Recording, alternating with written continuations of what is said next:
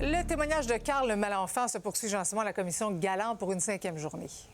Oui, ce matin, l'ancien vice-président à l'expérience numérique de la SAAQ a été questionné sur l'absence de rentabilité de la transformation numérique.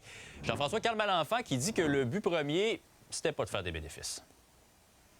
Non, en fait, les bénéfices devaient être de l'ordre de 10 par année. Ça devait permettre également, lorsque le projet allait être complété, de rembourser le déficit de la SAAQ. Mais évidemment, avec tout ce qui s'est passé comme problème, ça n'a pas été le cas. Mais cependant, Carl Malenfant, lui, dit que c'était surtout la pérennité de la SAAQ qui était importante dans cette transformation numérique. Je peux dire, ce matin, c'était un peu plus calme que lors de l'audience d'hier où, on le sait, donc, le commissaire Denis Galland a dû intervenir notamment pour que l'avocat de Carl Malenfant s'assoie, lui qui voulait s'objecter, qui disait, il se demandait qu'est-ce qu'il faisait là, évidemment, avec tout ce qui se passe entre M. Malenfant et M. Galland. Donc aujourd'hui, c'est plus tranquille, ça va se poursuivre encore toute la journée. On peut réécouter ce qu'il avait à dire ce matin, donc M. Malenfant, par rapport finalement à ses bénéfices, qui n'étaient pas si importants.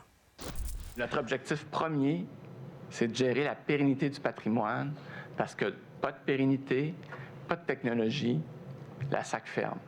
Elle ne donne plus ses services clients. Il ne faut jamais oublier ça. Et par le même fait, en faisant ça, on va faire en sorte de vouloir avoir des bénéfices, bien sûr, pour la dette de la petite SAAQ. On comprend tout ça, il ne faut pas l'oublier.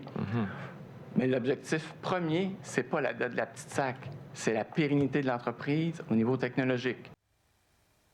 Bon, sur un autre sujet maintenant, Jean-François, les médecins pourraient augmenter leurs moyens de pression et exigent encore le retrait de la loi 106.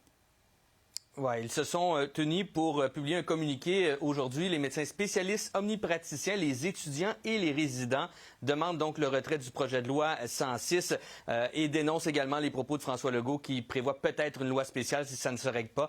Il y a également les médecins omnipraticiens qui votent en ce moment pour savoir s'ils vont décider finalement de ne plus donner de cours comme moyen de pression. Donc, c'est à suivre cet après-midi.